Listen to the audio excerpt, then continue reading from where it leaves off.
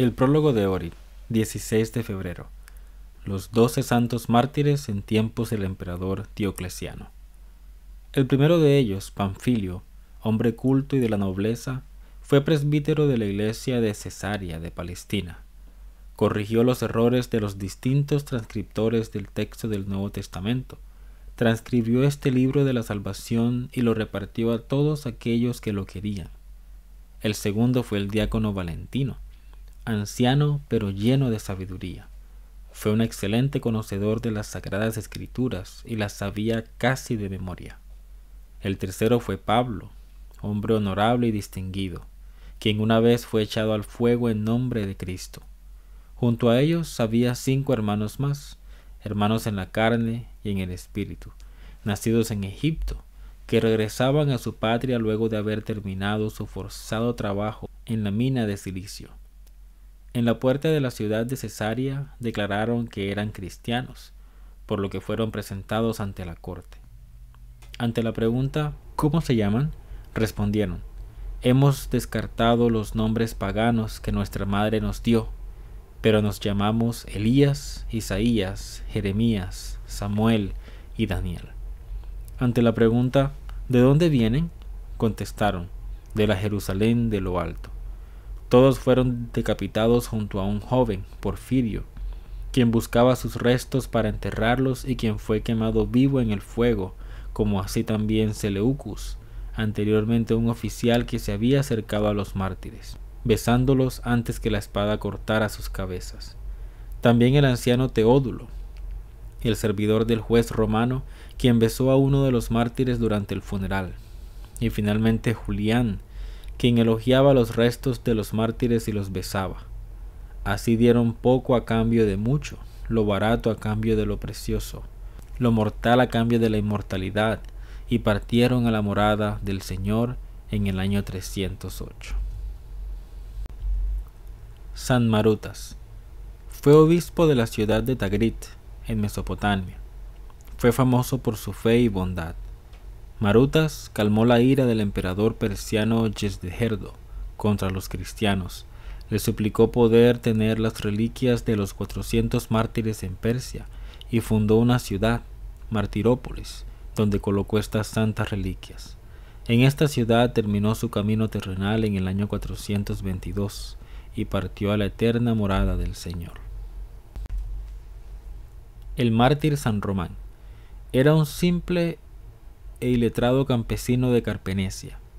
Aprendiendo sobre el heroísmo y la gloria de los mártires de Cristo, el joven Román deseó el martirio. Se fue a Tesalónica, donde empezó a elogiar en la calle la fe en Cristo y a difundir que Mahoma contaba fábulas. Los turcos lo torturaron terriblemente y lo vendieron a un capitán. Los cristianos lo rescataron del capitán y lo enviaron al monte Athos, donde Román llegó a ser tonsurado monje por el famoso anciano Acacia. Pero él deseaba aún más el martirio por Cristo. Con la bendición del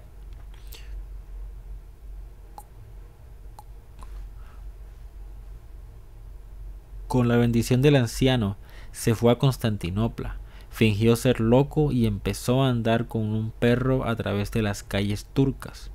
Al preguntarle sobre lo que hacía, Román respondía que alimentaba al perro como los cristianos alimentaban a los turcos. Los turcos lo tiraron en un pozo seco, donde se quedó 40 días sin pan. Luego lo sacaron y lo mataron. Durante 3 días de su cuerpo emanaba luz. Un inglés tomó el cuerpo y lo llevó a Inglaterra. Un monje mojó una toalla con la sangre del mártir y esta toalla se conserva hoy en el monasterio de Ojiariu, en Monte Athos. Este glorioso soldado de Cristo sufrió en el año 1694. Reflexión. Lo más importante en un prado es la hierba, en un campo el trigo, en un jardín las verduras. Nadie se alardea del vallado del prado más que el heno, ni se alardea alguien más con la cabaña del campo que el trigo, ni se alardea alguien más con el cobertizo del jardín más que las verduras. ¿Por qué la gente se jacta con sus países, los caminos de un país, los cobertizos en las fronteras de la provincia, las ciudades de un país y en general todo lo que no es más importante que el vallado del prado, la cabaña del campo, ni de los cobertizos del jardín, cuando todo se compara con el principal sembrado, el ser humano? El ser humano no existe por el país, sino el país por el ser humano. Cristo no vino para salvar países, sino a los seres humanos. Un país recibe su calificación por tener buenos ciudadanos. ¿Y qué recibe la mala gente de un gran estado? Espinas en un gran campo. Contemplación. Contemplar al Señor Jesucristo como, en las noches oscuras, reza solo por mi salvación, la tuya y la de todo el mundo. Número 1. Cómo levanta sus manos hacia el cielo, cómo se inclina hasta el suelo, cómo se arrodilla en oración por muchas noches, orando por mi salvación, la tuya y la de todo el mundo. Número 2. Cómo suda orando y llora por la salvación, la tuya y la de todo el mundo. Número 3. Cómo se queda vigilando en la oración y tormenta su cuerpo sin dormir ni descansar por mi salvación, la tuya y la de todo el mundo. Sermón sobre la piedra terrible. Abro comillas. El que caiga sobre esta piedra quedará destrozado, y aquel sobre quien ella caiga será aplastado. Lucas capítulo 20, versículo 18. El Señor Jesucristo es la piedra angular. Efesios capítulo 2, versículo 20. Judas cayó sobre esta piedra y se destrozó. Herodes cayó sobre esta piedra y se destrozó. Julián el apóstata cayó sobre esta piedra y se destrozó. Arrio cayó sobre esta piedra y se destrozó.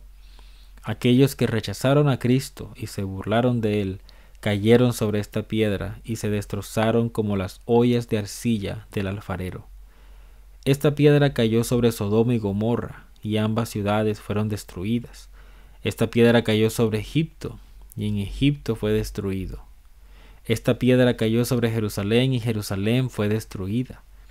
Esta piedra cayó sobre el pueblo hebreo, y el pueblo hebreo fue esparcido en pedazos.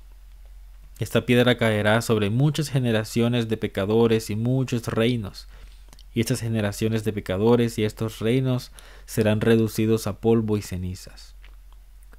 El Señor perdonó a los pecadores 77 veces 7, pero si más allá de esto los pecadores no se arrepienten, ¿acaso el Señor los salvará contra su voluntad? No lo hará, porque este no es el criterio de la salvación. Este criterio consiste en que los hombres, voluntariamente, se acerquen a la salvación que Dios ofrece. Si los hombres 77 veces 7 no desean la salvación de Dios, tampoco Dios los salvará. Entonces serán destrozados sobre la piedra que no podrán ignorar, y serán aplastados por dicha piedra, la cual no podrán levantar para echarla lejos de ellos.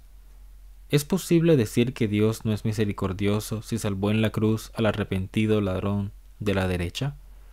¿Es posible decir que Dios era injusto cuando dejó al ladrón de la izquierda a su suerte, quien se burlaba aún en la última hora antes de morir? Oh Señor Todopoderoso, sálvanos. A ti se debe la gloria y el agradecimiento por los siglos de los siglos. Amén.